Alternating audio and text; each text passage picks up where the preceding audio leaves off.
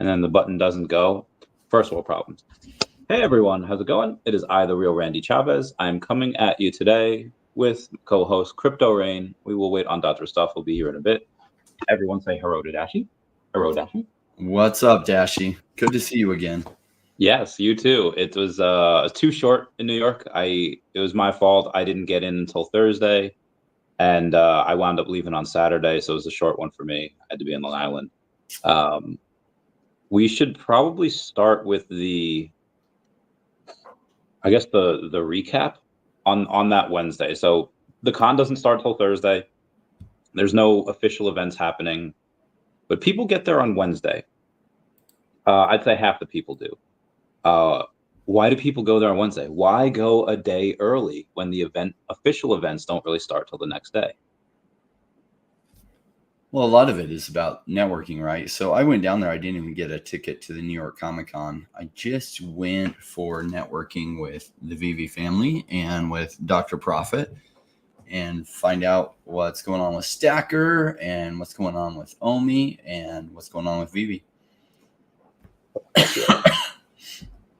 So obviously there's networking.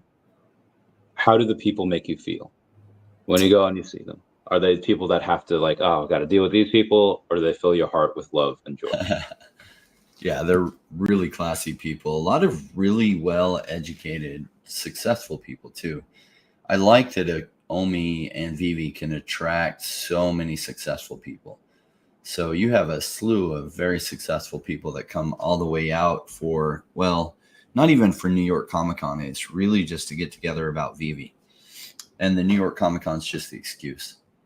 Yeah. Any excuse to go meet up with the fam, I'm in. There's a few of us that do want to go to DCon next month. I know VV won't officially be there. I'm unsure if David and Dan, I feel like they might go just because they have the excuse to meet licensors, they do whatever, but then it's also Vegas. So this year it's not in Anaheim, it's in Vegas. What makes me feel really bullish about OMI, which has nothing to do with OMI, but everything to do with OMI, is the VV booth. OMI was not officially talked about at the VV booth. I don't think so. I mean, a couple of us did, sure, and at the events, but last year it wasn't really hard to tell. The Marvel booth was front and center. We were attached to them. That was great. So there was a lot of people there always, and you can kind of tell who were there to be specifically with VV, and you could kind of tell who were there kind of with Marvel, but maybe they were just checking out VV. But there was no mistake this time. There was no errors saying oh, okay, well, these people are probably just here for Marvel. There was none of that. It was just the VV booth. It was just them. It was busy when I went, but I went to really just redeem the gold logo stuff. But according to Foster, according to Magic, according to OMI homies, Max and Janie, it's just busy all day. It's just busy nonstop. Always had stuff going on. Always had people there. When you have that organic interest, when you have those fundamentals, and it's not just hype. It's not like, this is the new kid on the block. VV's been here for a long time. It's not just, hey, this is mooning, let's go here. The fundamentals are there, and people are spending money. And especially when you have other people from other fandoms don't even know what VV is, fighting each over the booth to try to get one of David's gold logo pins.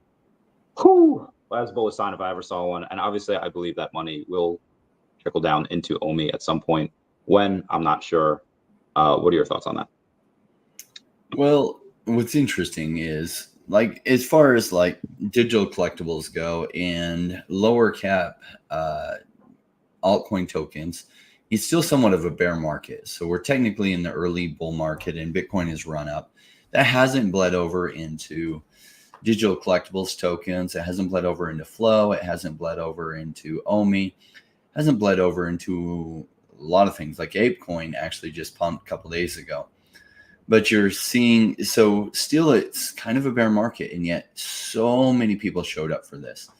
And that's a positive sign, right? So there's very few communities out there that could have a turnout like this. I think Bored Ape Yacht Club probably would, but other than that, just the VV community. And that's a sign that there's a massive interest base that's not only kept revenues coming in for the company during this bear market, but there's something to build on when things go absolutely crazy again. So that's, 100,000, 200,000 evangelists that'll be sharing about VV as the market goes crazy and teaching their friends how to get the VV app and how to buy things on it. So it's a really solid base. And a lot of people are worried, oh my gosh, OMI's done nothing but go down and the collectibles aren't taking off. Look, they don't take off until all of a sudden they do. And it's a lot like most cycles. Real estate is this way, stocks is often this way, where it's slowly and then suddenly. And so in theory, like, people understand that in order to make money in any investment, you need to buy low and sell high. So why is it when prices are really low, most people don't buy? Because they haven't reversed their own fundamental psychology, which tells them to buy high and hope it goes higher. So, like, I think VV's set up really, really well for the coming bull market. Therefore, OMI is set up really well. I know a lot of people say, like, OMI won't take off unless this happens and this happens and this happens. And they're just wrong on that. OMI, like, there's so many things that are laid out that when the greater bull market goes and the digital collectibles narrative hits, OMI's just going to go crazy again. Like, for a comparison, there's kind of one competitor who's still alive to VV, and that's Dapper Labs. And Dapper Labs has, NFL all day. They have NBA Top Shot, and they have UFC Strike, and they have some other Disney pins. But they don't have to talk about flow all the time. But what happens is their digital collectibles go crazy, flow goes crazy. It's just their digital collectibles haven't gone crazy yet either, so flow hasn't gone crazy. So it's just a patience game. And there's a lot of people running around saying, OMI's dead, nothing's happening, nothing's going to happen unless this. And they're just new to this. They don't let them put you in despair. They just don't know what they're talking about.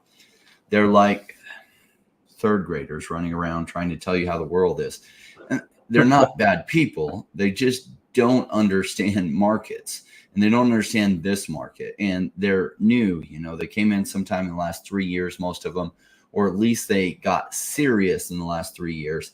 And so this is their first bear market into the bull market that they've been paying close attention. And they're just forecasting absolutely wrong. They don't know what they're talking about. Like, the chances that we go massively higher from here are really, really high.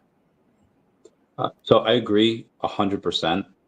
The only like, not even a correction, just one thing that I'd like to add in is that I agree we'll go crazy when that narrative hits, but I do think it is important to mention that we would go crazier if we have multiple exchanges, if we have that volume, if we have chances for, like, those big whales to get in. Because it is harder to go in and buy on, we have Uniswap on Base on Ethereum, and then you have this index, but it's right now, I think the only pairing where you can get Base OMI is really on Uniswap. So being able to have that pair on other exchanges where people can get in pretty easily, because it is hard for Joe Sixpack to go and get it. Is it possible? Yes. There's tutorial videos. The community helps. But I would like to see that additional extra rocket booster of more exchanges. But agree, they don't have to do much. And obviously you have... Mm-hmm. The last bear market going into the bull market, they did 3,000x, and the only exchanges you could buy it on were some random exchanges. Now, there was a lot of people that had their OMI locked up on their app that couldn't pull it out to sell it when the price went high. So it probably went higher than it otherwise would have.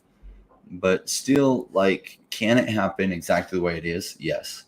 Are you correct that a major exchange like Coinbase, where US dollars can easily flow into it and whales can, have a lot of liquidity to buy into, that would help tremendously. I think it's going to go great already. It's just going to go even more great because I expect there will probably be some exchanges coming in the next 6 months. And I don't have insider information, but I don't see why they wouldn't be setting that up. Yeah. What's up, Doc? How you doing? Gentlemen, doing very well. It's a hectic day. Work kept me at a pretty late meeting today, and that doesn't typically happen, but it was a pretty important one. So, no, I'm good. Just glad to be here. And Raina, I was hearing you just as I jumped in, right? You're talking about exchanges, and Yeah, I agree, and I've said this before that once we got OMI the NFT fully rolled out, now I have to back up a little bit because in my mind I was like, OMI the NFT fully rolled out. I initially said just to the public, right? Like that's fully rolled out, and it is rolled out to the public. However, and I said this to Foster Hill in person, but I basically said, listen, if we have OMI the NFT and the only things that we get in that we're able to buy OMI with are the independent artists. And don't get me wrong, I love independent artists. It's awesome. I've already bought some. I've already sold some stuff on there, independent artists and some of these comic books and things. But if that's all we get, I would consider OMI the NFT a failure. I will. Look, I mean, we got to be able to buy the Marvels. We got to be able to buy the Disney stuff. Yeah. You got to be able to buy the big IP. That's the whole one of Vivi's greatest strengths is their IP. And if we can't purchase the majority of their IP using OMI, the OMI NFT isn't much, right? So I guess I'm going to change a little bit what I'd said about.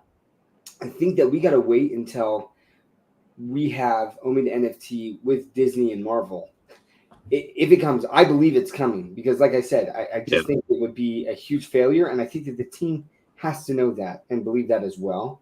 But obviously, it's way easier to shout out to like the Ron Englishes of the world, right? Who are willing to just go out there and test the waters and kind of show and be willing to, if there's bugs and stuff with royalties, like he's way more patient. These independent artists are way more flexible and patient with type of stuff like that than these larger companies that are like, nope, it's got to be perfect before it's rolled out. That's my assumption, right? Is that Disney is like, let someone else be the guinea pig on this, get all the wrinkles out, right? Make sure it's nice and smooth before we roll us in. That's Rain when I would think that I would start, and Randy, like I would start to see, my expectation would be that Foster and David, like all of them start talking a lot more about OMI. Right? Hey, we got this OMI token. You can buy Disney. You can buy Marvel. You can buy these things through Stacker on this third-party marketplace. It has this true utility where it's really being used. Because think about this, right? If they're like, okay, so OMI the NFT, Vivi, I'm really excited about Vivi, and I've heard about this OMI token and this utility. So what can I do with it? It's like, well, you can buy some NFTs. Oh my gosh, so I can buy Disney? And not yet. But Marvel, I can buy Marvel. No, not that. Like they're like, wait, what? What's so good about this? So, I think that before they really start hyping that up and talking about it, it's got to be fully implemented. And then once we see that, Rain and Randy, I really think that I would imagine we better start seeing another exchange. It doesn't make sense otherwise why we wouldn't have an exchange within 6 months after that, if not sooner. Agreed. There's another thing that I feel like has been holding it back. When you go and take a look at, I know Rain talks about recency bias. Mm-hmm. That's just what has happened continues to happen, will continue to happen, and that's what people believe, which is fine. But there's also negativity bias as well, and that's not more recent. That's more over the long term, over that last X amount of years, where even though the app is continuously growing and evolving and Vivi's growing and they're hiring more people and they continue to dominate the space, most of what people don't really see that. They only see the negative. They just see like my vault is down, my OMI bags are down. And again, that will do a reversal at some point when, again, that narrative takes off. But that's also part of the reason why I feel like there's still some negativity out there. Again, even though things are turning around, that's just part of my reasoning. Doc, you were there multiple years. How would you compare the VV fam turnout this year for New York Comic Con compared to past years and events? I went over this a little bit before, but I want your thoughts on that as well. This is my first New York Comic Con, so I can't. I've been to DCon and then just went to San Diego Comic Con. Those are my only two other in real life events. But I would definitely say comparing them, like DCon, VV had their own booth. Right, and that was big, and even San Diego Comic Con, they had their own booth this time, but it was like pretty small. Yeah. But it was still fun and things. But like New York Comic Con, they had a great, like a massive booth. It was well placed. Like it wasn't tucked away in the back corner. Like You walked in one of the main entrance doors, and like Vivi was there within like a couple little second blocks or whatever you want to call those. So they had a great presence there. It was a big booth. There was 3 different entry points into the booth. You could see like the display was great. They had videos in the background, and it was constantly busy, right? Like at one point, when people were still in line to buy the comics and the fig pins, and there was also the gold and silver line, right, for redemptions, the gold and silver redemption line. There were people who were having to be like you stop, okay, you can go, like directing traffic like for our lines. Like it got that kind of crazy. I've never seen that before in any of the cons that I had been to. So, and plus the other thing that's so great about these in real life events is there's no fudders there. Isn't that great? No futter is paying money to go to these events. First of all, because they're going to show up and be like, "Hey, remember how I called you guys all clowns?" No, it's not going to happen, right? Like, so it's all super positive. Like everyone there is a believer in the project. They're super excited to be there. So just the energy is so uplifting, right? You're all there. You all have this similar mindset. You love collecting, and so it's such a vibe, man. Such a vibe. Loved it. Speaking of vibes, we had at one of the parties, we had West Coast guys. Shout out to Raymond with the B-boy skills and the dancing. We had a couple of dancing over there. That was fun. This is one of the I don't know how much of this I should tell. My experiences at Comic-Con have evolved over the years. There was a lot of debauchery and a lot of questionable activities going on 10 years ago and even 5 years ago, at the after parties. But when you hang with the VV peeps, again, not that we don't have fun. We close down bars. We have a lot of fun. But it is quite a lot cleaner. It is something where you're like, okay, you don't really have to worry about anything too crazy happening. It's fun, but it's everyone's pretty responsible here. A lot of cosplayers and a lot of other parties, they tend to go pretty nuts. But I like that. The parties are great. The VV party on the Thursday night. Favorite part about that? I love dance clubs, and so it was at a nice dance club, and they had some go-go dancers and a lot of activity. It was some new faces for me, getting to know some people. I had a fantastic time Thursday night, and I had Doc there, Cosmo, Sanjay. I didn't see Thursday night. Sanjay's here in the chat. What's up, Sanjay? You're a rock star. Your Friday event was legendary.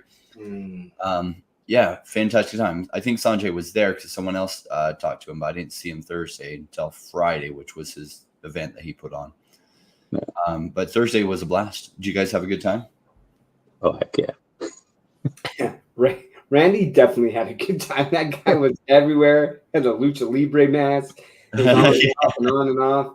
Sanjay was tucked in this corner, Rain. He was tucked in this corner, like he had one of the tables and stuff. And I don't know who he was schmoozing, but he was schmoozing some big people, it looked like, there. And he was having a blast, so I saw him. And the one thing about that, like, it was crazy. It was just madness, like, at that club. And, man, I could not hear anyone. It was like you were shouting the whole time to have a conversation. And so for me, I'm not like a massive party person with just like tons of people. So that it's like a sensory overload for me. Flashing lights, you're having to yell and everything. And I much more prefer kind of like the last 2 events, right? Friday night and Saturday night. Those were a little bit more low key where I could have conversations because that's what I like. And that was the thing is I'm like, there's so many more people that I'm meeting this time around. And I'm like, I want to hear your story. I wanted to talk to Falcon. I got to talk to Falcon for 2 minutes. Josh Emmett, man, I was so excited to talk to him. And, he's so thick. They employed me in for another conversation. I got to talk to him a little bit more, but he is just so loud and so busy there. But tons going on. People were having a blast. There's, dancing out on that floor, moving all around. So it was a wild night Thursday for sure. Yeah. Getting to see Josh was also. I tried to he earlier this year on the podcast, he's like, yeah, we'll do a charity sparring event. I was like, when are we doing that? And he's just like, well, he still hasn't asked like his manager or his company or any sponsors about it yet. I'm sure it'd be fine. And then he said, like, if we do it, we'll have it like a boxing match. I was like, okay, this is great. So I'll keep you all posted on when that is happening. It would have and then to again, be a boxing match because he grew up doing wrestling like his whole life. Yeah. Oh boy. Yeah, Randy. Like, I mean, the thing is, if it's a charity match, he's probably gonna like want to prolong it a little bit. yeah, You know, because like no offense, but I think that like, well, Rain maybe like he could hold his own for a little bit longer, but like I think that the dude would just like wipe Not the against floor with Josh me Emmett. in like literally seconds, right? Like as like the amount of time it took him to cross over the mat to get to me, and I'm like, I'm done, right? Like, yeah. Oh no, I have less than a 1% chance of winning, even if I go all out and he goes like 70%, maybe like a 1 to 2% chance. But if I get like super lucky, because every now and then just get caught, whatever. But yeah, most likely he'd want to draw it out, and he'll probably have his fun, just like jabbing me like 800 times that night, not really throwing any power punches, just sticking me everywhere. But yeah, That's shout pretty out rough, to Sanjay. These parties would be, New York would be great regardless, but Sanjay's parties, at least each one that he does at each event, kind of puts it over the top, kind of makes it that, oh God, I'm so happy. Because like you said, it gets really, really loud on like the third VV night parties. And in Sanjay's, it's a little bit more mellow. It's a little bit more, I mean, there's still bars, there's still live performances, there's a bunch of giveaways. When they had that Mets pitcher Harvey, he signed it like, "Hey, have fun, VV Gold logo holder." Sanjay sounded like he won the lottery. He's like, "Yes, he signed it, Gold logo holders," for the giveaway. I thought that was really cool. But yeah, he's probably the reason why certain people come. He's definitely the reason why some people come, and a big part of the reason why other people come as well. Those parties are great. Yeah, Josh Emmett was awesome. I got a chance to talk to him, and like so many cool people there in the VV community, right? Like, and this is just a slice. There are other influencers with really, really big names that are interested in VV that aren't talking about it yet. It is hard, like talking about things when a project's price is down because nobody's searching for it except for the highly committed. So what will happen is when this turns around, goes crazy, is some of these people involved are going to be spending their time covering it because they want to cover something when it's hot. And that VV is going to go crazy at some point. People that haven't seen these cycles before, they'll be quite surprised as it takes off. Fun of the Sun says, "Great dance moves at Crypto Rain at Sanjay's party. Can we see some moves now?" I'll give you the Trump dance though. That's my impression of the Trump dance moves. You got to come out to the party to see those moves. Yeah, He was there. Josh was there. Josh. Yeah. I think him and his wife were there, right? Yeah. So Dodger stuff. There's a cartoon called The Wild Thornberrys, and Nigel Thornberry is talking to this guy. He's going to be on TV accepting an award, and he does that move, and he says like, "When I go on stage, I look different on TV. You might not recognize me, so I'll do this." And he does the move, and then he says, "Ah." So every time I see someone do the move, I think of that and I crack up. Nobody else here needed to know that, but that is my pop culture reference for the night. Yeah. What a legend. What? You're buying it when it's cheap? Gosh, that's terrible. I mean, all these people are telling me don't buy it when it's cheap. That's crazy. What's up, Danny? What's up? From Medellin, boys. The Medellin. What's up, Ernie? He sent me pictures yesterday. It looks like he's having a lot of fun. Nice.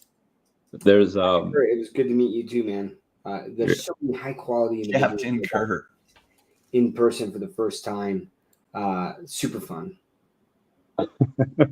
David, I feel like David just suggests that. I mean, I don't know. It's like when he comes up to you with a bottle, you either put your cup out or you don't. And you know what? I decided to put my cup out in solidarity with my party brothers. We had a So shout out to Turtle Golf for that. I think somebody bid $4,000 for his giveaway in Orlando. I think for next year, it's like I don't know, like a $7,000 Epic. It's a value. So somebody bid 4,000 of that, and he doesn't even get any money for that. Those funds go directly to First Responders Children's Foundation. That's the ones that go in and they help the children of first responders who have passed away. So it's like, okay, that's really cool. Shout out to Alcon and Julian Crane for doing that. Joel will be coming on the podcast at some point. Have to lock down a date. Speaking of which, Dan Williams of Big Pin introduced himself to me, and he's like, hey, can I come on? So he'll be coming on next week on next Thursday. And do you guys have any questions for? What do you want to know? What do you want to know about the Fig Pins, about them? What have you guys learned so far? I know you guys have learned quite a bit. Well, they've had a crazy trajectory, right? So they've dialed into regular collectors as well as having an app and like some digital version tie-ins. I'd love to hear their whole story about like from the beginning, their concept before they launched it all the way through today, right? They've only been around for a few years. And so I'd love to hear more about that. I'd love to hear more about like David Yu's involvement in the early days and what's going on. So all of that. Yeah, I like it would be great to hear that connection, right? And where they see this going. Because that's the biggest thing, right? Is so I got in line and I got my KFC Fig Pins. They're awesome, right? They're super cool. And one thing that I kind of found out that I didn't know before is these Fig Pins, one of the things that separates them from kind of your other pin collections is that these can stand up on their own, right? And you can see that in the back there. But and they're pretty big. They're pretty big pins. But so I got my pins from VV, and then I went over to the Fig Pin line and thinking, yeah, like they're pins. Like I've never collected pins before. I had no idea. I knew that like Disney pins are definitely a big deal. I knew that. So I should have thought, hey, maybe this will be too. But we got, so the Comic-Con opened at 9, and we got in the Fig Pin line at 10, right? And basically the guy, like we're trying to find, I was like, where's this freaking line? I don't even understand this. And because there was like a front line, middle line, and then end of line. So then I go to the end of the line, and like at the end of the line, there's another line. And I'm like, well, what, the end of the line, or what's the line? What's going on? And they're like, oh yeah, take a card, and come back. And again, it's 10 in the morning, and my card is like, come back at 1:30. I was like, what? Mm-hmm. What? That's crazy. And it wasn't like people were taking a long time to purchase their pins, right? Like they were moving through them pretty quickly. So that was my first kind of eye opener as to like, there is a massive fan base of pin collectors for Fig Pin, right? And so when I got in line and just started talking to them, this is such a great collaboration because the Fig Pins themselves, so you download an app, right? And on the back of your Fig Pin is like a number. You enter in that number and on the Fig Pin app, and it gives your like, you get a mint number from your physical basically on the app. And it kind of shows like the rarity of your Fig Pin, right? And so you get points for that. Then like you get points for how long you hold the Fig Pin in your collection. So there's all this gamification of like kind of points. And like, I mean, I saw Gary O, right? Like he had all these VV ones, and so he's entering these in, and his rank was rising, and he was kind of sharing that. It was super cool to see. But where I'm going with all of this is it's such a nice segue, and we kind of talked about this on Comic and Crypto's podcast last night. But like, it's such an easy crossover. These digitals, I think that this is the big gateway for Web 2 people. Right? It's truly like, hey, come get this physical. Oh, and by the way, you get a digital along with it, right? And they're like, wait, what? And so it's like, download the VV app. They're already used to downloading apps to kind of track stuff with Fig Pin. So download VV, and then they get this digital version of it. Oh, and there's gamification. There's a master collector rank, and like it's just this great kind of crossover. And I talked to a lot of people about it, and asked them about their fig pin collecting experience and what they were so passionate about, and talked to them about Vivi. And we know that there were several people who actually got over into the Vivi booth just to buy the fig pin. They knew nothing about Vivi, but went to the Vivi booth just to buy that fig pin because they knew it was limited, and then ended up downloading the app. So it was what a great collaboration, and just, man, that booth was hopping, and love that crossover. So I want to, well, first off, fun under the sun. I think I was mistaking you with Dog Boy before. Dog Boy was there with Rita, his wife. So that was my bad. You were not with another lady. So picture this, guys. You are the CEO of Disney Pinnacle, right? And you are in this room, and you're in your war room. You have your maps.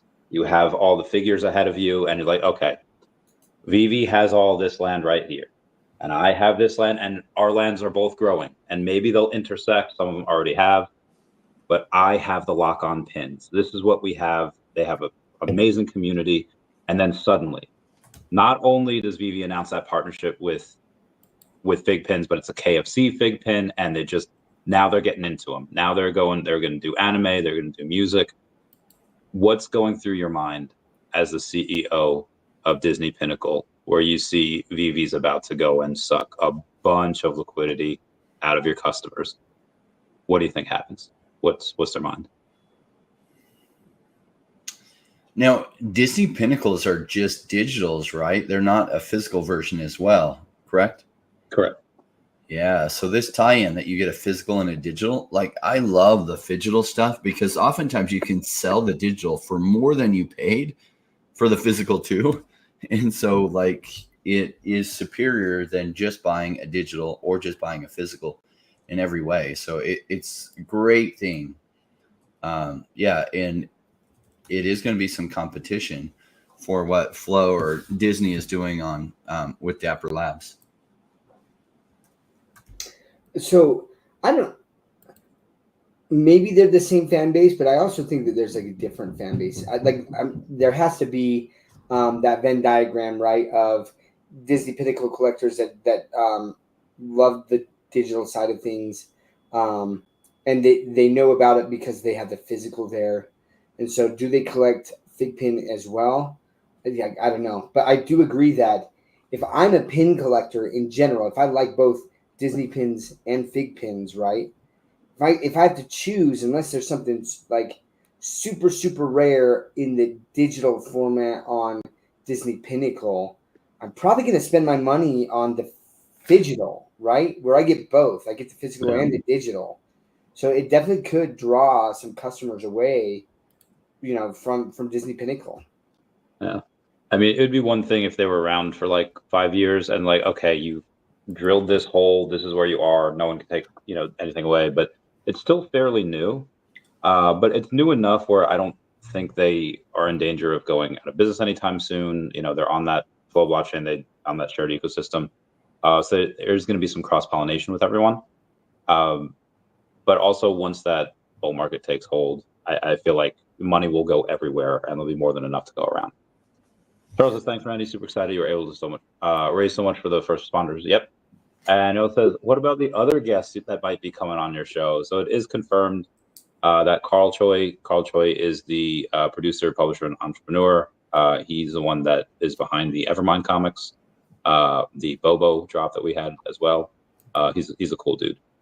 So we're going to go in and get him on the podcast on 29th. So that'll be fun. Can I just give another shout out to Turtle Golf? Yeah, always. So he came and he made this and gifted it to some of us. And so what this is it's a golf marker, right? And you can use either the actual little pin itself here, right, which is a turtle for Turtle Golf that comes off that, right? Or you can use this marker and trust your line is what that says. Made in the U.S. Shout out to that. And then here is kind of like pointing to your line of where that should be. And then on top of that, it's a fidget spinner. Oh, and then on top of that, for all the OMI homies, baby. I love that. Turtle Man, thank you so much for this. Like I've been playing with it, like just fidget spinning and things. It sits on my desk now at home as I work and things, and really appreciate that. That was very thoughtful. So thank you for that. Yeah, thank you, Turtle. So outside of the new partnerships that we have with KFC, Fig Pin, it's an old partnership, but a new drop. Sesame Street. They have announced Elmo. It's not the Tickle Me Elmo, which I think would do really well. It's an Elmo with a rock known as Rocco on the pedestal. Which one of your kids watches Sesame Street? I know at least one of them does.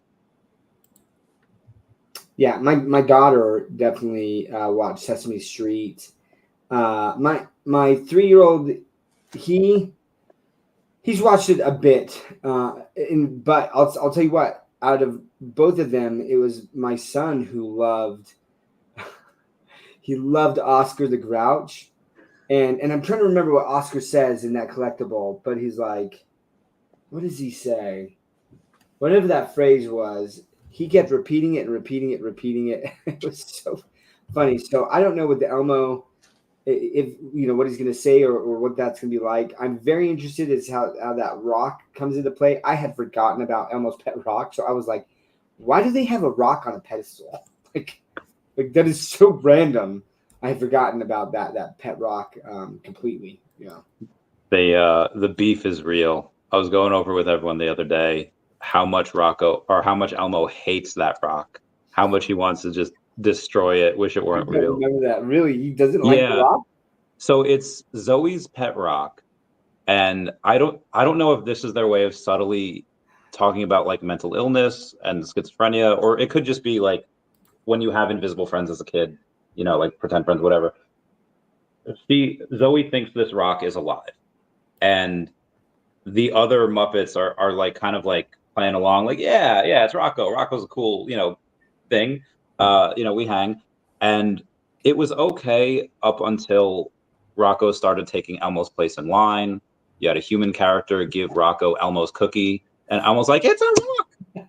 It's not going to know the difference. Give it back home reason." So Rocco is chuffed.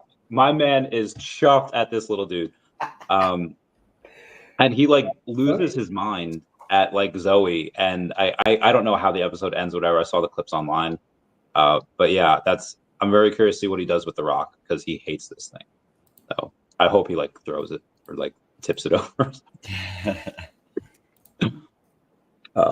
Outside of the Elmo, the Oscar the Grouch, and all that, we had a $220,000 that were grossed over the weekend just on the store, not including secondary market sales. What other competitors are doing anywhere types these numbers? I know, like as a whole, I think the entire flow market might be close. I feel like I don't know how often they do drops with NBA Top Shots and UFC Strike and all that. But do you guys know any other competitors that are like this that can gross $250,000 in a weekend? I haven't kept up with how they're doing on new pack sales, right? Because they sell them in packs. Yeah. They sell them for quite a bit when they sell their packs. And so I don't know what's going on with that. I know the resale market, like stuff keeps churning on the resale market. I don't know what their take is on the percentage that they take on the resale market. I don't think I've listed for sale a single one of my items. I've just been accumulating on those. So I don't know what their take is, but they do have volume and they do have a community, though a lot of sports fans haven't really recognized that it's out there other than NBA Top Shots. There's a bigger community in that one because that was live prior to the last bull run. So they built somewhat of a community, which some has stuck around. It did what VV did, where it went big. And then it, you have this loyal base that stuck around. NFL All Day and UFC Strike haven't had that. They came out in the bear market, and so they haven't really had that big takeoff point. But some stuff is going on. I don't know that they're beating VV's numbers. VV continues to have these drops that many of them sell out, and they're putting out a lot of stuff. And I feel like the VV fam continues to grow after contracting a whole bunch. VVFam's still really strong. Mm-hmm. Agreed. So that does bring us to another topic of signatures. This is something that we've kind of been wanting for a while, and we kind of have it, but not really. You could tell on the blockchain who else has owned a certain collectible. And that way, some people might say like, oh, it's kind of their verified signature because they owned it. But we've been talking about this for a while. It should be relatively painless to do. Just somehow do a transfer, and then this way it has their digital signature. The reason I bring this up because Comics and Crypto had posted the other day about going to New York Comic Con, adding Orlando's Bloom signature to the for-year consideration Academy VHS tape for Lord of the Rings: Return of the King. And they were not the only ones that did this. There's multiple people that do these types of things. It is a growing community. VHS, video games, a bunch of sealed product, all of this. How important is that to you guys for signatures on your collectibles? On my digital or physical? On your digital collectibles, having it something signed by an artist. I mean, the only things we have right now that have David and Dan's signature on it really is the golden ticket, and that there's still at a couple $100. The other stuff that you have on there, they signed the card for the gold logo, but that was it. So my thing with signatures, like, don't get me wrong, right? Like, there's the Dan Greening signature, if you will, on the Barton Homer statue, which I loved. Yeah. But for me, if we're talking about, I guess, if we're talking about signatures, like going and collecting a signature, right? Getting an artist to sign that. I would love it if when they signed it, that somehow that signature was what was then put on my collectible, right? That to me would be the big deal. If it's kind of just like, oh, here's this signature and you can attach it to your NFT and everyone has that same signature, that to me, and this is just me personally, not as cool, right? Like, because think about it, that would be like someone having a rubber stamp, like your artist having a rubber stamp, and they're like, I signed it for you. I signed it for you. It's like, yeah. But did you? Like, it's not the same. And so I don't know what that technology looks like for that to happen. But when that does, I truly think that will add significant value, because that's part of the thing is the cost or that barrier to entry to get that signature, right? You got to travel to a physical location, bring that good to them and have them sign that. And that makes it so much more rare than just being able to like purchase this signature and attach it to your NFT. And anyone can kind of do that. Even if it's limited, there's maybe only 500 signatures. It's not the same as someone who can go and get that. And so I would be extremely bullish on that. And I truly believe that your collectibles, if I could truly get Matt Greening's signature, I think I said Dan before, but Matt Greening's signature on who is this Dan Green? Yeah. On my Homer statue, like him really signing that, right? And I was the first one to do that. And shout out to Mahalo Joe, right? Being first signature or something on top of that with his signature. Oh my gosh, I think that collectible the mint number almost doesn't matter anymore, right? Because that adds this additional amount of rarity. So I'd be super bullish on that. I don't know how that technology would work with, getting that on, but that would be epic. Mm-hmm. Ryan, your thoughts? Yeah, I would say that's something that's probably a ways away, because building that technology in probably is down the road. They have a lot of other things that are more important to do for quite a while. So maybe next bear market. Cool. But that would be amazing, right? Where you could go and they have some kind of like on an iPhone or something, and they put in some number to verify that it's them, and then they can sign it, and they could choose where to sign it. You say, yeah, I signed it on this area or whatever. Like, that'd be cool. Sweet. Yeah, I'd like that too. Something like just like a DocuSign. Like you pay a certain amount of money and they're like, okay, yeah. And then they just sign it on their phone. And this way each signature could be unique. And I'm not saying you could have they have sometimes like with Pokemon, artists won't just sign a card. They'll put a little drawing on there as well. And the reason why they do that could just be they had a good bowel movement, they had a good meal. I don't know why that was the first positive thing I thought of, but they could have something like that. And each signature being unique can be graded as such. I don't know how grading is going to go into being, We obviously have CGC, that partnership. Could we get PSA or Beckett or anything else? I'm not sure. But speaking of PSA, which is known for Pokemon cards, Beckett also kind of known for Pokemon cards. Marvel had some news the other day where they said that they are doing cards with Magic the Gathering, and this is something that I'm kind of torn towards, because recently you've had the downfall of Hero, you had that downfall of MetaZoo. Card TCGs, card games in general, are almost impossible to make it. It's almost like we could probably, on one hand, name the amount of card games that have like stood the test of time. Now, obviously, Magic the Gathering is one of those card games. Now, because that has the partnership with Marvel, we could potentially get those on there. Is that something you think we should pursue, or is, because of recent failures of other TCGs in that industry, you think we should stay far away from it? So going for card games, like, yeah, Marvel's they're doing a mashup with Magic the Gathering, which is like that and Pokemon are like top 2 TCGs like in the world, and it's very possible that we can go and get those because of that partnership. We can get them on VV, at least the digital variant. I was wondering if you guys think that is a good idea, because that is one of the most popular card games in the world, or is it clear that Web3 is just not that audience because of what's been happening? I think it's going to go that route, right? So there's a few like Splinterlands, Gods Unchained, but Pokemon is way bigger than those. Those are new IP that, the crypto audience knows. But if you went and got the Pokemon version of that and incorporated the game like Pokemon, and you got packs, that would be so massive. I don't know that VV app is set up for that, but hopefully they could expand that. If they have that kind of thing going, that would be gigantic. That would be absolutely amazing. Oh my gosh, that would be crazy. You would probably have to have another app, which I know that people are complaining that we got this VV Comics app, and now we have Stacker, and that, on top of VV, and soon enough I'm going to have like 40 apps just for VV stuff. But for something like that, I feel like people would be okay downloading the app. Basically, you buy the packs on VV, and then you connect that, and you're able to then play the game on a separate app.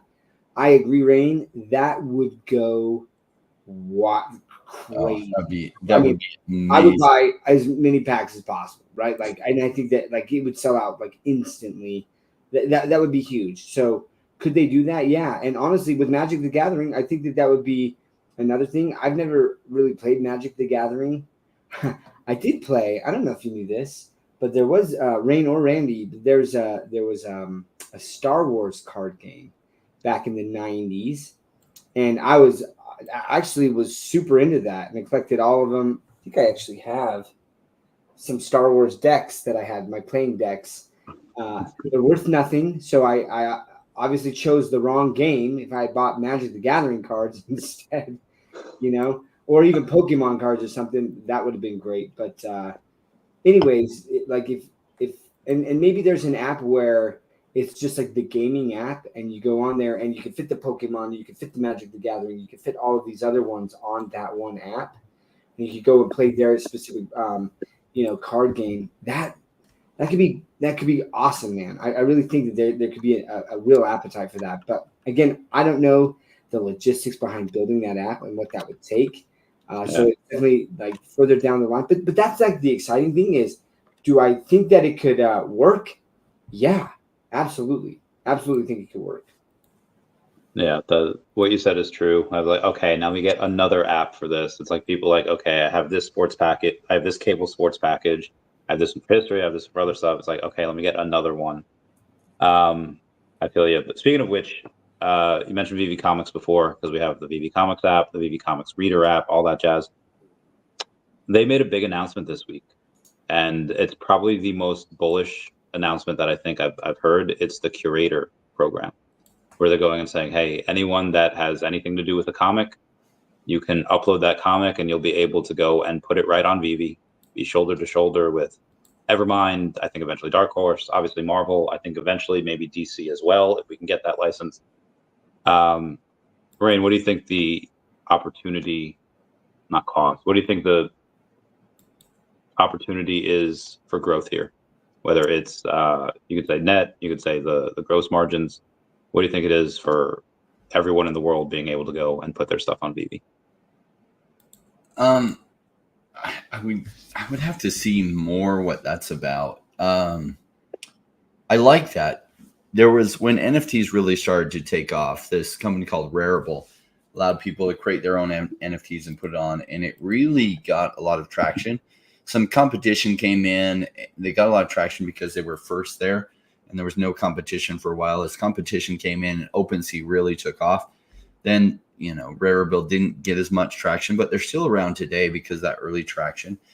That idea is fantastic, right? So we'll make a Randy Chavez NFT and a crypto rain, all in the VV app. That'd be amazing. And a Doctor of Stuff and a Cosmo, and we'll even have to make a Mr. MC1 ETH. Sanjay. We'll digitally scan Sanjay in and make one for him. We got to have, sleep in comics.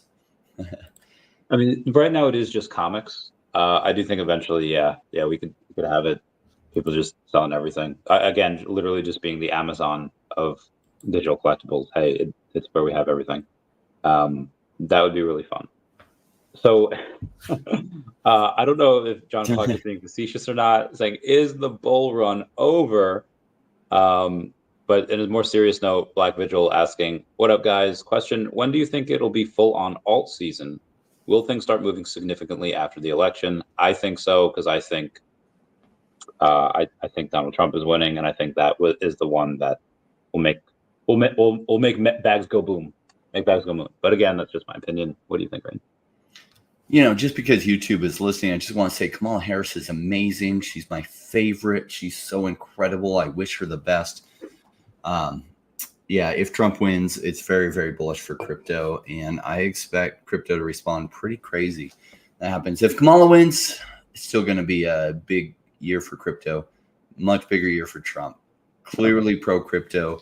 Changing around the SEC will be a big deal. The SEC has been holding back American investment into crypto, and Americans have the most money. So you haven't seen Silicon Valley come in near the way they would if there was clear regulatory framework from the SEC. And it seems like they've been unclear on purpose. So with Trump, that will change, and that'll be great. Wish you the best, Kamala. It's not going well for you. Hi there, Hayes. Is you talked to the team about OMI at New York Comic Con? I did not. Does it need some balance after Ben Rose not saying a word, not even at the AMA with you, Randy? Let that sink in. So I did talk to him before the AMA, before the interview about OMI. He basically just said, you can ask me whatever you want. I just won't be able to answer those types of questions for whatever reason. Did not say, I'm guessing legal reasons. You really don't want the CEO of any company saying any way that could be interpreted as pumping bags would be bad for business. So obviously didn't ask him any questions directly about that. I did kind of infer things. I said, hey, are you more diversified, or are you like all in on one thing like I am with OMI? And he said, no, I'm diversified. So he didn't say like, oh, I don't have OMI. So again, that question just inferring that he does have a little bit and him not denying it. But again, I'm kind of just reading in between the lines there. Some people don't do that. They like direct. That's fine. So like Dapper Labs doesn't talk about flow all the time, right? And you understand why. It's better just to not put yourself squarely in the crosshairs of Gary Gensler, right? And Elizabeth Warren, to be able to make yourself a target. I mean, VV doesn't have $200 million to spend on lawyers should they become a target and trying to defend their innocence, right? Like, oh my gosh, or, pay a $50 million fine and all of a sudden get rid of the OMI token. That would screw us all. So they need to just lay low on OMI, like understand that they're being smart about this. If David was out talking about OMI every day, I would probably be selling my OMI because I would be scared that they're going to get hit with a big old SEC lawsuit that could cripple it. So that would be dumb. And as an investor, I would be very concerned. I would diversify out of OMI if David didn't understand that and was, shouting OMI from the rooftops, because then the SEC would come after him and say, oh, look, you're pumping your bags. We're going to deem OMI as security. blah, blah, blah. You know, there's too much tie-in here, not enough decentralization, and they would come after OMI. So they're doing the right things. Yeah, that would be a horrendous time. Thankfully, they're more forward thinking than that. They go over and think of the consequences. What happens if I say this? What happens if I say that? Yeah. Speaking of consequences, this is going to be a good one though. The X-Men logo, the one that came out over Comic-Con, it was $15. I think the floor is like $25, so it's a little bit up over retail. But the big story is the 1963 mint of the X-Men logo, sold for 1,700 gems. Now, you have a lot of people that go in and they say, hey, I want to buy these special mints because there's only one of these. These are being scooped up. You have comics and crypto that have bounties on these things all the time. What are the consequences of this when these are really not available to the general public anymore? When they're really just scooped up by whales or just super fans? Is this going to deter some people from getting in when they get in? Like, oh man, I can't get any special mints, or no? No, they'll just not do the special mints, most likely. I mean, maybe a few people that are just special mint hunters, and that's all they're interested in for collecting. At some point, they'll get priced out a lot of the stuff, and they'll have to go for different ones. Like the Marvel logo for that price, that was a good deal. I mean, it's Marvel. And so getting that year, they actually got a good price on that. Down the road, if real big money, and there's some really big whales in VV, but if we're talking thousands of whales that are big and bigger like that, then these special mints are going to go for prices that people can't even fathom right now. Yeah. And you know, you have some really good people out there that already understand that, right? Like Rudy and Tina, a bunch of people that are special mint hunters. They're smart. Charlie, was it Charlie, Doc, that we talked to? Special mint hunter as well. Yep. So I went to go look because Turfer was like, hey, I want to see some 90s Star Wars cards. So let me show you here. You could buy this box, right? Like this was the box that you could buy them in. And then basically they came in card decks like this. This would be what you would buy, this premiere pack here. And then you open that up and I don't even remember. I have let's show you some of these cards because I mean again, like it was a playing card, so you got like this a radar scanner and it has this ability. But let me get some attachment utility belt so you could play this like kind of in tandem with some of your characters. It was a lot of fun and there was some local games that I won. I won this like a plaque. I took like second place or maybe it was first place. It was a long time ago. We got like a bantha. But like in those characters too, right? And I think that there's another place where I have more where I actually have like my rare ones, like the Darth Vader, the Leia, the Luke, and lightsabers and all that. And the rule was, I think it was like 60 cards in a playing deck that you could have to play against. Your opponent there, and so you'd have all of these different types of decks. And again, I've never played Magic the Gathering, but I believe it's probably something like similar to that. But guys, let me show you something else, man. This is what's fun when you go hunting for boxes that you just haven't like gone for before.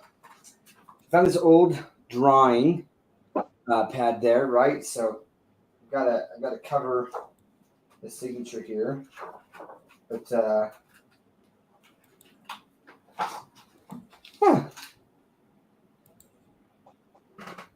little drawing of a baby there.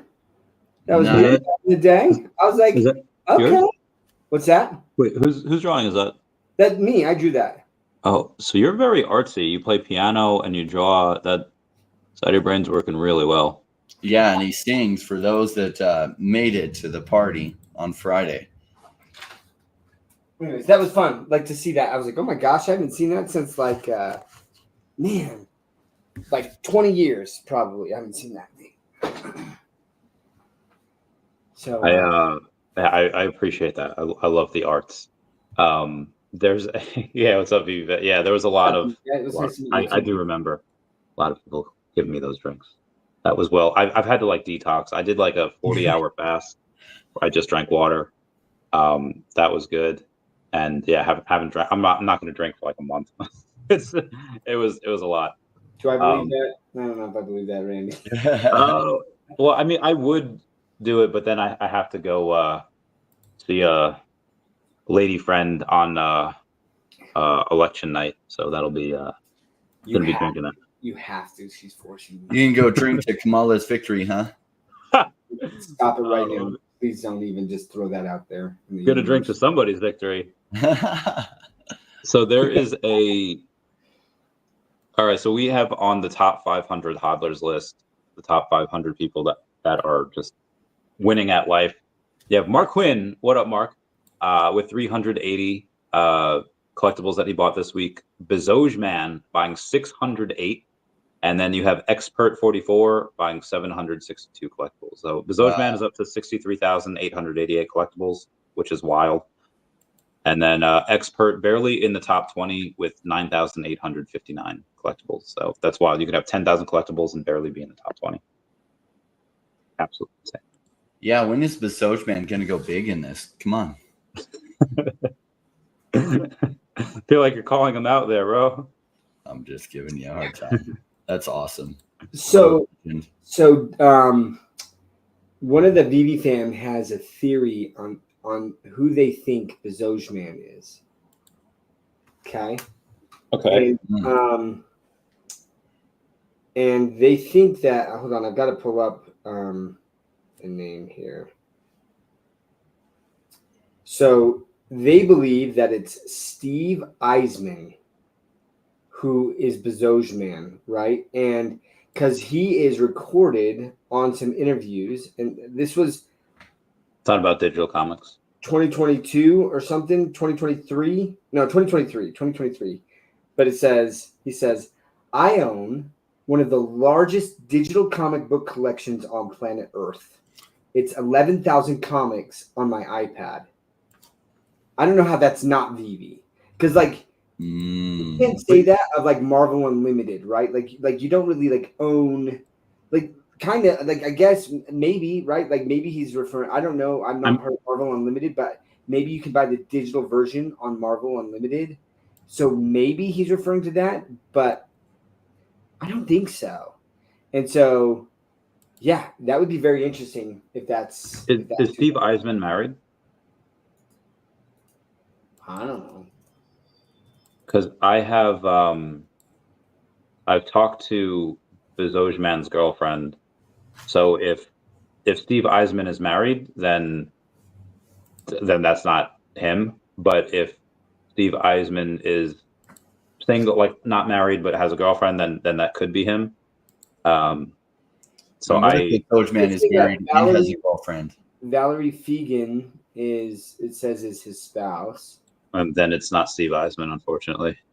Wait, but how did you validate that whoever you spoke to is actually Bezoge Man's girlfriend? Right. So it is. So publicly, you had Crypto Junkie Princess, who had commented on here and had said like, "Hey," and she's been in the fam for like a while, and said, "Hey, you mentioned Bezoge Man a lot, and I happen to be like best friends with like his girlfriend." And I was like, "Oh, that's awesome. Could you help me get an intro?" And then she messaged me who the girlfriend was, and then we talked briefly. I was like, "Hey, if you could introduce me, that would be great." She's like, "He's very, very private, so like he definitely won't do a podcast, but maybe you could like have like a video chat or something, or just meet. I was like, anything would be awesome." And then I went back on this person's like timeline, and they have, I don't know if they've posted anything recently. I guess they have, a couple little things, retweets and stuff, and replies. But I went back on the media and I was like, okay, and I felt like such a stalker. I'm like scrolling back years, like trying to find a picture of this person. The Bezoge Man, I don't believe is on there, but I can kind of tell, okay, I know people can age at different rates, anywhere between late 20s and early 50s. I know that's like a really broad spectrum. If I want to say, I'll say mid to late 30s. And picturing Bezoge Man, if you have 60-something thousand collectibles, you're not somebody that is like, probably older than that. So I would say Bezosman is at least that age or older, because if you have that one, you're probably gonna want a younger gal. And on her profile, I mean, I don't even know. I don't want to like dox this person or give it away, but it all kind of adds up. I believe they are based on the photos that I was seeing and based on the backgrounds of the photos, probably in California. So I would say that this person, unless they have a long distance relationship, which I doubt, but I would say that they are in California. They are in the U.S. Definitely California. That's my final statement on that. I love, like, you got Big A who's sitting there saying, "Oh, this is I'm pretty sure Bezosman is in Germany." Yeah, that's Cavs. Is that definitely in all these California? different theories, right? Look, I mean, unless you can validate for sure that crypto, who was that talked to you that said they know Bezosman's girlfriend? Yeah, Crypto Junkie Princess. So if you go to Crypto Junkie Princess's X account, let me see if Voodoo. Okay, hang on. I hate it when it goes like you try to scroll down on the messages and then it like goes back up to the top. If you go to her particular page, I'm sure she follows her like best friend, and you can kind of see like, okay, and you could kind of tell, okay, yeah. So the followers that she has, one of them is the girlfriend. If you go through all of her followers, you should be able to tell which one is Bezosman's girlfriend. I'll just go through that. That's something that anyone could pick up. And now, again, this could all be an elaborate ruse. This could all be like a trick. Like, hey, you want to play a trick on Randy? I'm going to make this account, and I mean, they've been in VV for years, both of these girls, because you can see that on their posts. You can see that on their replies. So that makes sense. And then maybe they could have edited their like top, like the one who is supposedly Bezosman's girlfriend, which I believe is probably could have been edited before they had messaged me this and pulled this elaborate prank or elaborate scheme. But that's all I'll say. I feel like anyone that's kind of reading between the lines here will be like, okay, I feel you. I'll find it. Well, yeah, I can't find the Crypto Junkie Princess. They obviously don't follow. Oh, she's at Crypto Polish Gal on X. Is it Polish or Polish? Either way, it's spelled the same way. Crypto Polish Gal. Polish Gal. Gotcha. All right. Well, now I'm going to have to do some investigations. Be interesting. But okay. Anyway, it's fun, right? It's fun to sit there and think about who these people are. But what I know is this, right, is you've got someone with an extreme amount of money who is willing to put an extreme amount of money into VV. And a lot of the fudders, and don't get me wrong, like there's certain people, like I'm not going to blame them. They bought into VV based on what they believe was going to happen, with that we were going to get interoperability super quick. That was during the time of Bored Ape Yacht Club where things were going crazy, and they were just like, listen, if a company can create this IP and it can do that well, then we can get established IP. So there's those people who like bought into that promise, and they put in a lot of money, and then that didn't happen. And I would say that part of them is not taking ownership for their decision to do that, right? I took ownership. I bought in. Things didn't happen. In fact, it was funny, just real quick sidebar. When things were crazy up, and I had Secret Rare Spider-Man, and Secret Rare Spider-Man was going for like 85,000, 90,000. And Crypto Cosmo was like, why don't you sell that? I'm like, why in the world would I? I'm like, I don't see how this doesn't hit like $1 million if we get interoperability by the end of the year, right? That was my mindset, and it didn't happen. And I'm not mad.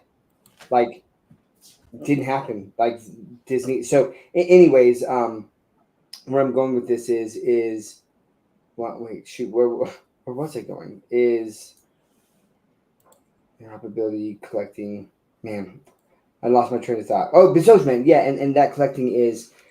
I look at the people who have made it, right? and are very successful and are forward thinkers. Because I think that to a certain extent, you have to see things differently than the average person to be a very successful businessman, to be successful even in business yourself, even if it's working for a company as opposed to self-employed or anything, right? Like you just have to have a different mindset. And I look at these people who are willing to take that risk and saying, like, I believe in the potential of this and where it's going. They're putting their money where their mouth is, right? Those are the people that I like. I feel like I want to hear their insights as to why they're willing to take that risk, as opposed to the people who were like, well, I'm out, and like no matter what other good news comes, they just fud that anyways. Because then I feel like, okay, you're being emotional. I want that logical thought process. And it's funny because you get the fudders who are like, oh, those people, like they have to protect their bag, so they're going to only talk positive about that. And I'm like, it would be one thing if they just like completely stopped buying or started selling, and they're still trying to kind of like talk things up, right? But like these people are saying nothing, and they're just buying a ton. And I think that that's at least notable, right? I have to take that into consideration because, again, I think that I on a daily basis analyze where things are going with VB, right? What's happening there. And I continue to see progress. We see the new co-CEO. And yeah, you're right. They haven't mentioned OMI. But again, I kind of laid out why I think that is. I don't think that it's going to make sense for them to really start talking about OMI until the whole utility of OMI is there. For them to say you can use OMI to buy Disney NFTs on Stacker. You can use OMI to buy Marvel NFTs on Stacker. Oh, and by the way, like if you hold OMI in the Stacker app as opposed to the VB app, like you're also going to get this other utility, like those type of things. They need to be able to talk about all of it, because what's the point in using marketing dollars and spending all this time talking about something that's not fully rolled out? Doesn't make a lot of sense, in my opinion, right? But I'm constantly taking all of this into consideration, and one of those assessments is, what are big money people doing, and why, right? So something to think about. I got to run, guys. I saw that. Super good to see you, man. Yes. Thank Love you so you much. guys. Love you, fam. Great meeting a bunch of you out there at the parties this last week. Really enjoyed that. We'll see y'all. Sorry. Thought I had to sneeze. We're good. We're good. No, I love that thought process. Because the same thing. It's like, okay, well, let's say, who do you want to take basketball advice from? Do you want to take basketball advice from someone that has maybe played when they were like in 5th grade, or somebody that played at like a D1 college school? You probably want to go and take basketball advice from the person that has played at a D1 college school. They know what it's like to train. They know what it's like to actually play at that top level and against competition. It's the same thing with investing. When you have people that, and I can't say this for every footer, and obviously people that win a lot and they are successful, they do have their share of losses. But when you have a ton of hyper successful people on the buying bullish side, and you have a ton of unsuccessful people that have not made very good decisions, both financially and non-financially, on the other side, which side do you want to go to? And again, those are the general rules. Obviously, there are exceptions to those rules, but yeah, I agree 100%. When scientists look for life on other planets, they say follow the water. When investors and journalists, whatever, they want to find out what makes a company successful, they say follow the money. And if you follow money, I mean, I would rather trust the legal team at Disney and Figpin and Marvel and all these people that are checking out Vivi, making sure that they're good and not a scam, and they're like, so that's it for me. On the other end of this, we have a good problem, which is there will be a lot of money that will be made with a lot of collectibles, a lot of OMI. Now, is every collectible going to go to the moon? No. But like I said, Spider-Man will probably have its day again. Probably Superman, first appearance Batman, or that whole first set of Batman. That can go one of two ways. People are merry and happy and they get that way. But then you have some people that have never had a lot of money before. Suddenly they have a lot of money. What are some, and I don't want to be like the Debbie Downer here. And again, it's a good problem to have, but what do you think the community should do? Like the people that have had money before, what do you think they should say to these people? Should there be like a system in place? Should there be like a class?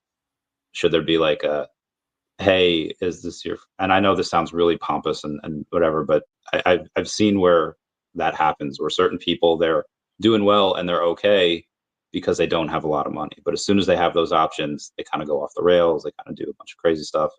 What are your thoughts on that?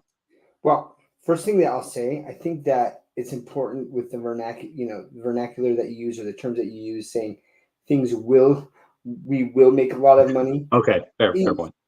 Just because look, we always have to say, like, there's a risk, right? I hope that people constantly, as we talk about it, and we're both bullish on VV, right? But again, in the back of my mind, and I say I have to analyze that every day because there is a chance that things don't work out, so I am constantly keeping my eyes open for, are there any flags that I need to be aware of that might change my mindset, right? Shout out to Sleeping. First of all, tangent again, super fun to chat with you a lot, Sleeping, and get to know you better in person. What a freaking rock star that guy is. I am telling you guys. And the more fan that I meet in person and I get to know a little bit more about who they are, man, this community is jam-packed with some pretty phenomenal people. Not just, I mean, aside from even just being like good human beings, just like the success that they've had in real life and the value that they're bringing and the insights that they bring, man, Sleeping is cream of the crop, man. Just awesome guy. So that was fun chatting with him. But so yeah, talking about risk again, right? Like, please always keep that in mind that when we talk about this is not financial advice for you. No one knows your situation. We're not financial advisors. We're talking about the things that we are doing with our money, with our risk profiles and our risk tolerances and all of that jazz, right? So I think it's important that we try to, instead of saying things like will, that potentially, right? This is our thought process. Anyways, sorry about that, Randy. I just think that it's important to That's perfect. make sure that we try to keep that in mind. But second of all, here's a story. So in college, when I first got into college, I was working at a gas station. Okay. And there was some apartment complexes behind us, and they were the regulars. They'd come in. We'd see them sometimes, certain people every day they'd come in. Other people, it was like 2 to 3 times a week, right? But they were the regulars. So I definitely met that Matthew Lambie guy. It was hard to miss that Matthew Lambie guy.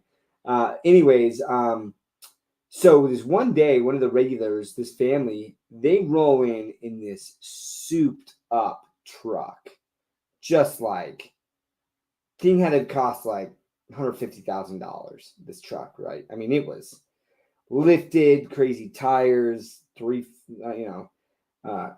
quarter ton, or no, it was a full ton. Anyways, just super decked out, and I was like, "Yo, where did that come from?" And they're like, "Oh, we hit the jackpot in Vegas, right?" And they won like a couple $1 million. Okay. And I was like, "Oh my gosh, like that's amazing! Congrats!" And they're like, "We got these plans, and we're gonna move out. We're gonna buy this house." And I was just like, "What an awesome moment for these guys, right?" So they peace out.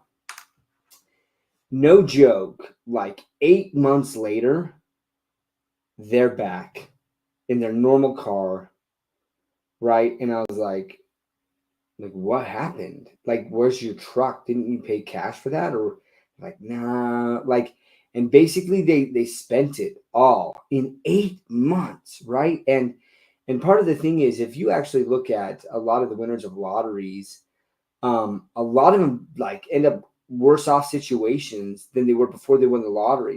And it's for multiple reasons. One of them is, as soon as they get all that money, everyone that comes out of the woodworks and they want money. Hey, give me a loan for this business. They want to do these things. And they're like, yeah, okay, yeah, and they don't have that business sense. They lend it out. They don't get paid back. There's a lot of different things there, right? And emotionally, it's incredibly taxing.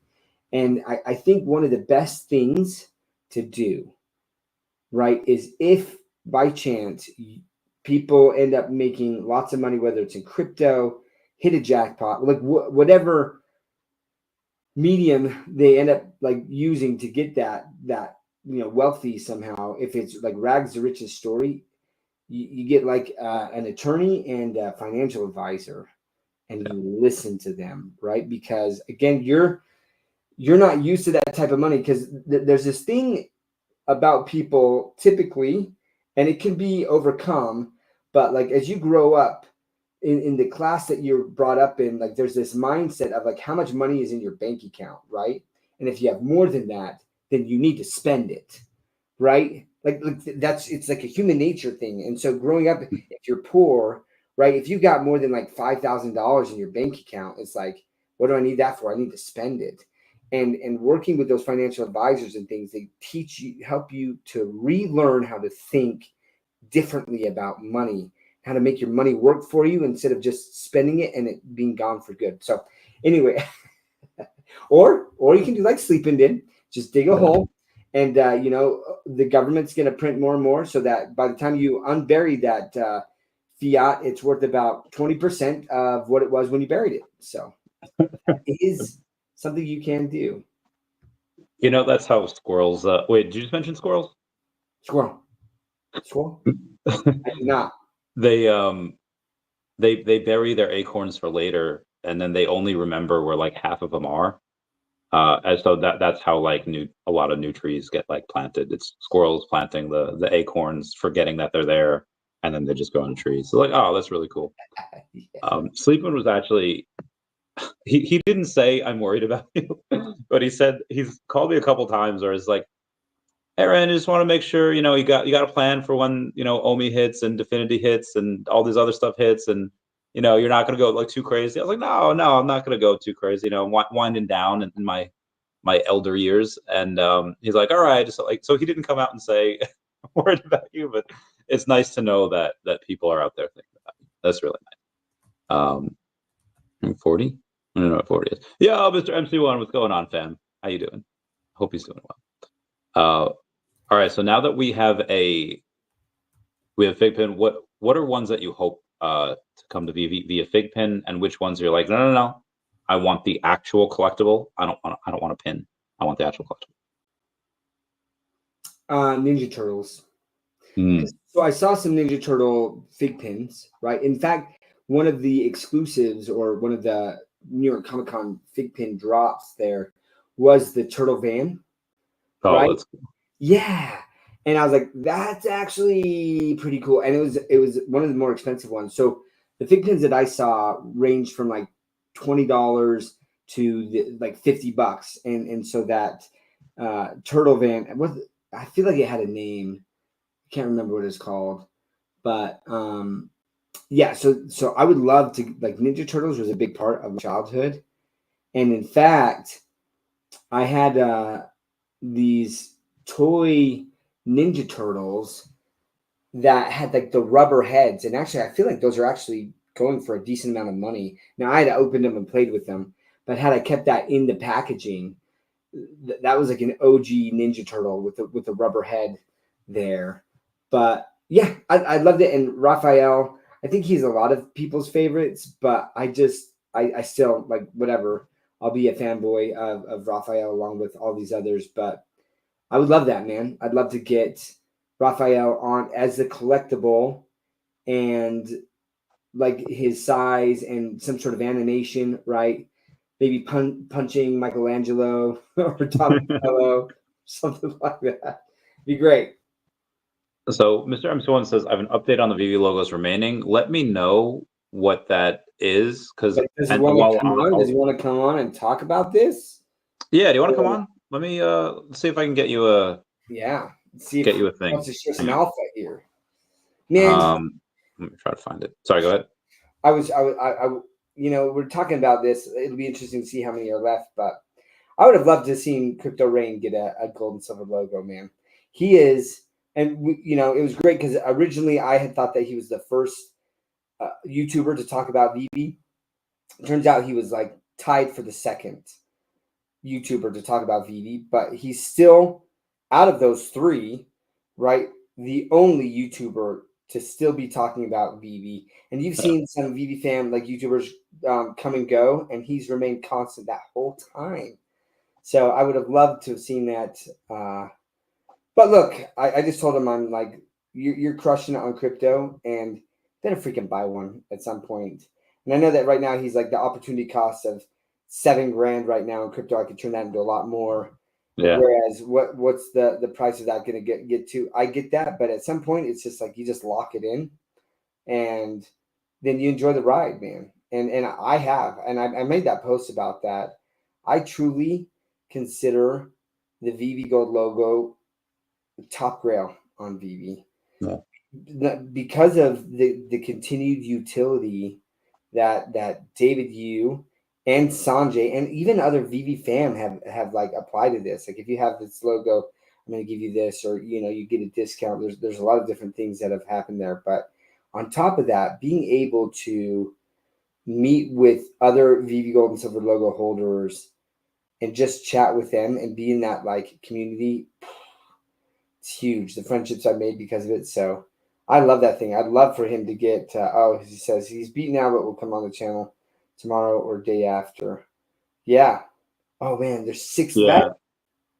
So this is, I don't, talk about this. I have to count something real quick.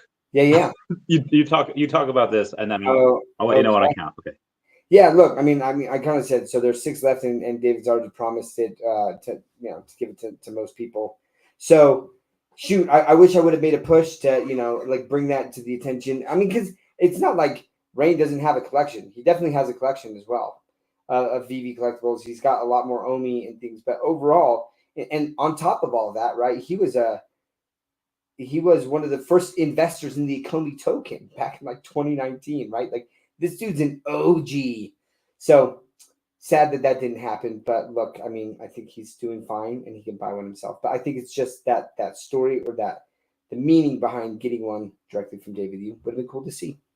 So, but it was funny, Matthew Lambie being like, did you hear him? It was Matt. It was really fun to meet you in person. Wild story there. So I can't believe I haven't done this yet, but shout out to Yo Steph for doing this. But she had one of, here's another shout out, O'Malley T's t-shirts that he created specifically for New York Comic Con.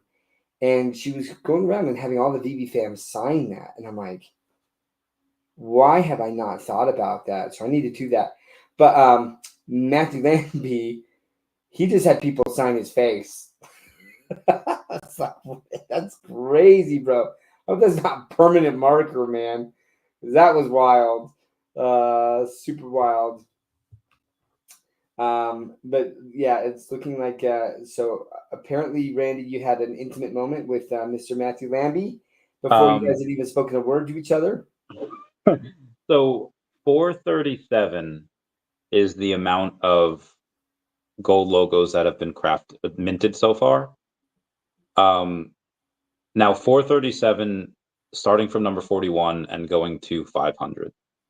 So you have, if there's 6 more left, then there would be 443 in total. Now that 443, if you add that 1 through 40, that'd be 483. So only really 17 have gone like unredeemed or whatever, lost to time. But that's the final number that we'll have is 443. And it'll be interesting because remember the story behind this is Dan and David were initially just giving these out kind of as like their business card. Yeah. So there's a decent likelihood that some of those people took that and then just lost it. Right? So that'll be interesting to see if there's a couple that just go completely unredeemed and never see the light of day. Yeah. I mean, that's what I feel like makes part of what makes it so bad. There's just so many layers. It's like an onion, has so many layers to this card. The fact that you had to be at a certain place at a certain time after doing a specific task, like finding one of the founders, showing them your collection, and then obviously the utility with that, the parties that go along with it. I mean, you have the official utility from the VV team, and then you have the unofficial but still epic utility from Mr. MC1. The network, and it's not just like, oh, we have this merry man to man that we found working on the railroad. It's just a mix of just amazing people. I wish if there was whatever we are, whether we're a simulation, whether this is real life, if aliens are watching us and they're thinking, hey, these guys kind of have like nuclear weapons. These guys are kind of at war with each other. Maybe we should destroy this planet before they destroy. They destroyed this Earth before they destroy the rest of the solar system.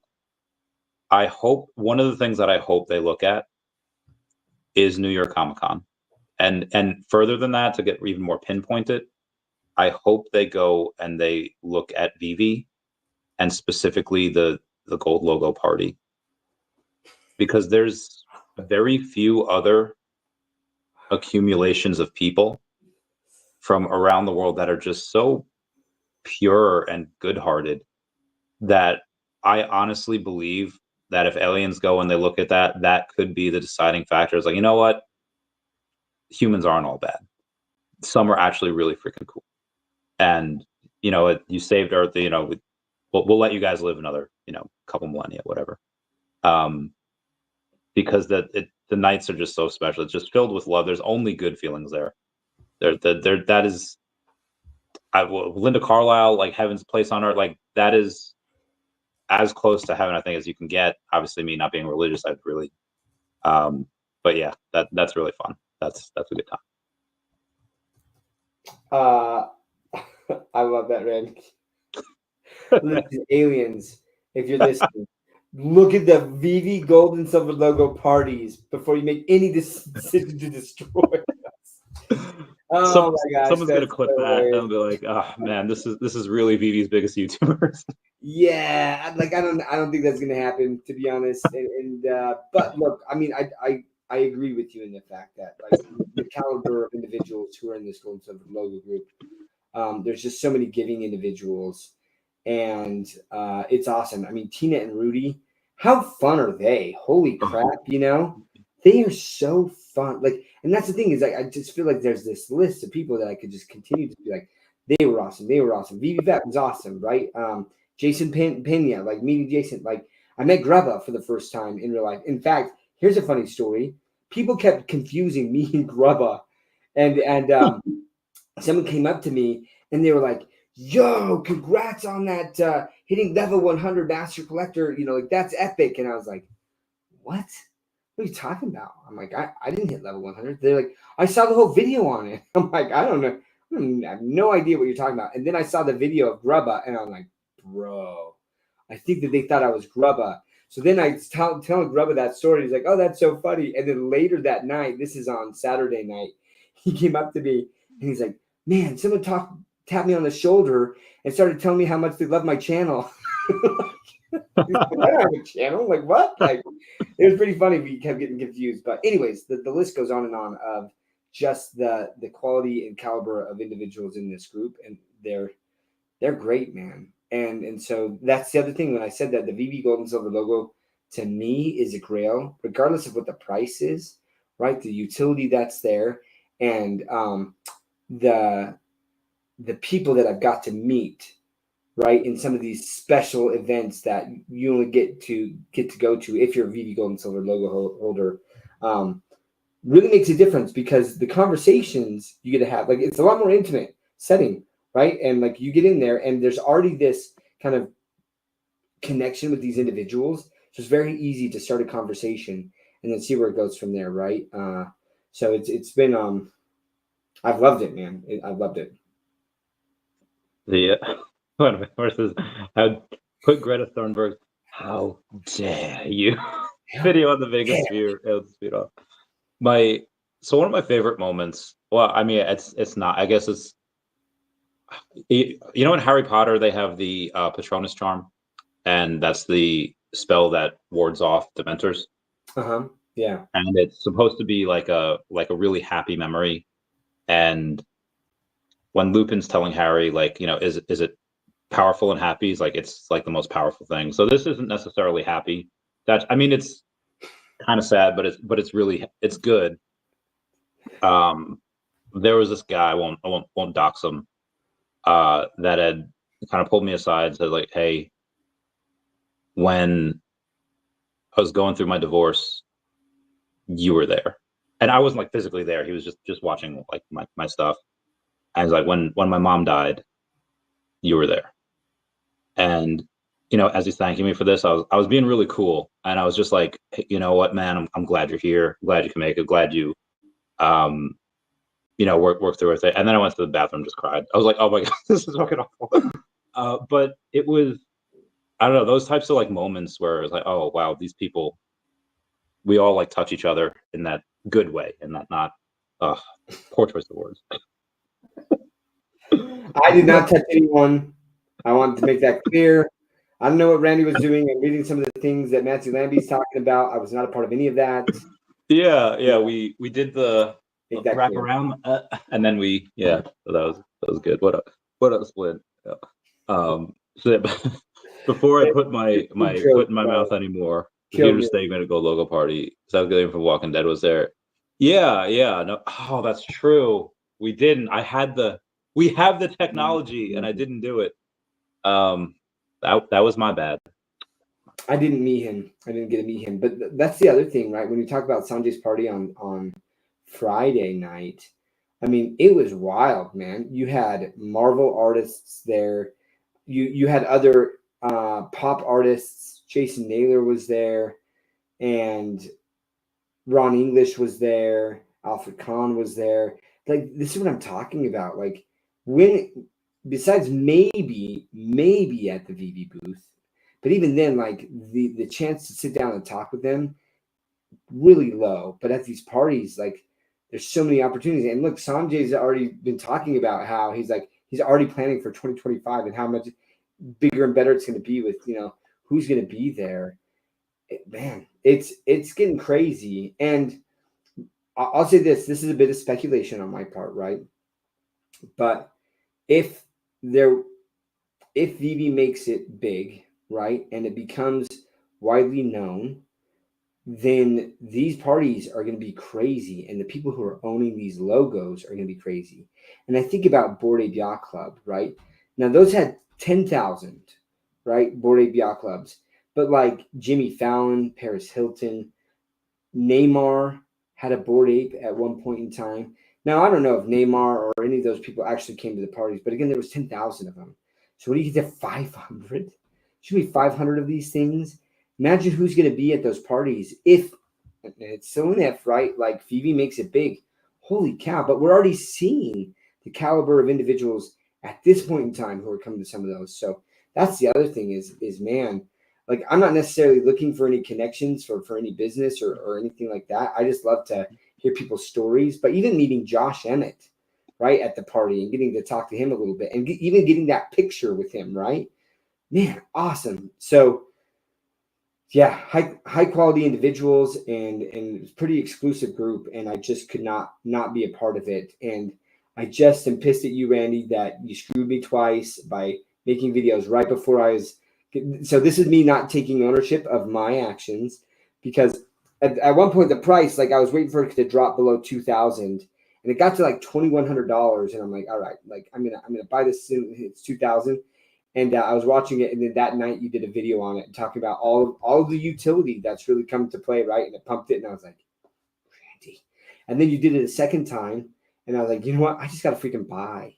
I say that in jest, right? Like obviously you have like every right to talk about that and talk about how exciting it was. And I think that you were bringing up the point that you felt like it was undervalued, and people started to see that, right? And so I bought like both of mine at a much higher price point than I could have been buying it at. And I'm super happy with it. Like I'm very excited that I have that. And so you know what? So is this Harish? I think this is Harish. Can't see who that is, but it just says H. But hi there, hey. Why can't I see their name on? Oh, I can't read. So it says, how do you feel about OMI after NYCC? What do you take on the team's energy towards it? So can I say this, right? Is there's a big collaboration between Vivi and Stacker, right? And Stacker's where OMI to NFT is like that's a big deal. And obviously Dr. Profit, which can I just say, I've been on so many tangents here, but I got to do the FA picture doxing Dr. Profit on X. That was so cool, right? Because it was me, Crypto Rain, and Crypto Cosmo, and we had dinner at. By the way, if you're ever in New York and Chinese noodle place, Real Kung Fu.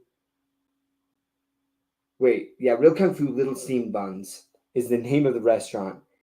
Phenomenal. So we ate there, and we were just talking about things, and took a picture together, and I was like, "Yo, I'm gonna post this. You want me to put like a smiley face over your face?" And he's like, "No, it's good." And I was like what? And he's like, "No." He's like, "I've already doxed myself." Like, what are you talking about? And he's like, "Yeah, I doxed it when Stacker made the announcement of OMI the NFT, like that announcement. It talks about who Dr. Profit is, right, and says his name and everything in the article." So he's like, "Listen, people, like I'm doxed myself. Go ahead and take that picture." So that was really fun to do. But in answer to your question, hi there, hey, it's kind of fun to say, is I'll say this. I talked with Foster, who is the Ecomi community manager, right? And he is very focused on making Ecomi a big deal, right? I'll say that it is not forgotten at all. It's not like it's an afterthought, but I do think that they have to continue to build out Vivi and that partnership with Stacker to make the token like really worthwhile. And I'll just say this, after talking with Dr. Profit, there's a lot of dedication and energy being put towards really building out that platform and really trying to make that to where people want to go and use Stacker and use OMI on Stacker. So I'll definitely say that. Like David, you talking about collecting vibes. Like I'll say that I definitely got very positive vibes on the direction that OMI is going and what they're trying to add to this. But at the end of the day, listen, and this I think is important, right? There's two things with crypto. One part of crypto truly is just pure speculation on things, right? Prices go to insane amounts based on speculation. A lot of times it's based on speculation. Meme coins. It's that, hey, this meme coin is going to go way higher than what I bought it at. There's no utility behind it. I'm just speculating because I'm seeing it everywhere. I'm hoping it hits even bigger because it's a lower market cap, whatever that is, right? So there's a lot of speculation in its place. And I'll say that the OMI token potentially has a lot of different routes to hitting a narrative, whether it's AR, VR, whether it's AI. If we get the VVverse /win hashtag Ben Rose saying that he's really focused on that, we're getting the VVverse. I hope it's quite soon. But they did talk about maybe using AI for NPRs, and so that potentially an AR narrative, that's a lot weaker argument. Gaming potentially, right? If there's mini games in the VVverse, so or just metaverse in general, I feel like some of those narratives there could be ties in where even if it's slight. That's the thing about crypto that I've seen is people will make these connections and they're just like, oh, I think that this is going to be big, and then it just becomes a narrative in and of itself of going over there. But so there's that part of it. But all Ecomi can do, number one, is build out the utility of the token. Why do people want the token? Why do they want to purchase it? Not just for speculation. If there's a true use case for it where, hey, I can buy things cheaper on Stacker because people are selling it at a lower price than they are on Vivi because of that 10% cash out fee on Vivi. And Foster's already said this, right? He's like, we want to develop reasons why people want to use Stacker and want to use the OMI token on Stacker. And that's their focus. So I think that they're building that out. We need more accessibility, which I think that they are continuing to do. They put it on base.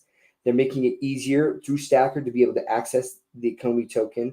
I still think that I would love to see a U.S. exchange. I think that would be huge for the token. But they can only do so much. And even if they did all that and the price didn't pump, it is what it is, right? And that is a potential reality. Now, I don't think that that's what's going to happen. I think that it will go up in price, but that utility will really help it there. So that's a long way roundabout, hi there, hey, to basically say the team's energy towards it. When I talked to Foster, when I talked to Dr. Profit, and their ideas of, or just their discussions, Dr. Profit was constantly talking about OMI or Stacker in one way, shape, or form. Constantly, he was. I was with him for 4 days, and there wasn't a day that went by where we didn't talk about that stuff for like at least an hour, if not more. So a lot of energy there. And again, Foster talking about it too. And those are the people that are really tied to the Ecomi side of things. So, like, I know that David's the CEO of Ecomi, but again, I think until that full utility is out there, I wouldn't expect him to talk about that. Now, I will say this: I'm going to contradict, or in my opinion, I disagree to a certain extent with what you and Rain had said earlier about David never talking about OMI. I think that David should be talking about, once the utility is there, just talking about the utility of the token. That's not pumping the bags. Now, what we don't want to see is him being like, once we add this utility to the moon, right? You don't want that, right? But if he's saying, hey, we have this token, we've really built out the utility for it, we think that it's a strong use case, I hope you go check it out, those types of things, right? So yeah, that's my super long answer to that. Either. Hey. So just to piggyback what you said there, OMI's presence is always felt. It's like you could be in the Marvel Cinematic Universe, you could be on the planet Nowhere, you could be on Xandar. Thanos' presence is felt everywhere, regardless of where you are in the universe. Same with OMI, because it's just people play 6 degrees from Kevin Bacon. It is just 1 degree away from the VV app. It's just on that stacker. Right now, you're only able to buy and sell a couple things with it. That will likely change in the future. Again, hopefully Marvel and Disney. But also, you have to look at incentives. And part of the reason why I was so bullish on Tesla back in the day was because Elon Musk was incentivized to hit these tranches. If the Tesla market cap or the stock hit a certain price, he was able to buy those at a super cheap price, at a super discounted rate. And that's why, okay, well, he's going to either get it done or move mountains trying. And even if he doesn't hit all of them, he'll hit some of them. He'll end up hitting all of them. Dr. Profit, the one who's literally in charge of Stacker, he's got more OMI than most other people in the entire world combined. And he is heavily incentivized. That was the same question why I asked Ben when he was on the podcast like last week, a week and a half ago. I was like, hey. Bro, yeah. I could not believe you asked that question. Why not? You're like, hey, tell me about your incentive compensation. Yeah, I'm not going to get into that, bro. Like, old. Yeah, I mean, old. I mean that's. I know Vivi's a private company, and but I'm curious on what his ownership is. Like they've talked publicly multiple times about his ownership. It's not currently in the ownership breakdown over on the shareholders agreements, but I was like, hey, could you bring this up? And the worst they can say is no, which he did. Like, I'm not going to talk about that. But again, you have somebody that is incentivized at least to make the app grow. But David and Dan, same thing. Have the let's wrap it up right here. Good sound, good point. But yep, love it all. I love you all. I want to talk with Doc off camera, so I'm going to say, everyone, Pastor Smith, thank you for the super chat. Everyone say bye-bye to Dashi. Wow, Dashi. What's up, Dashi? I didn't know Dashi was there. That's funny.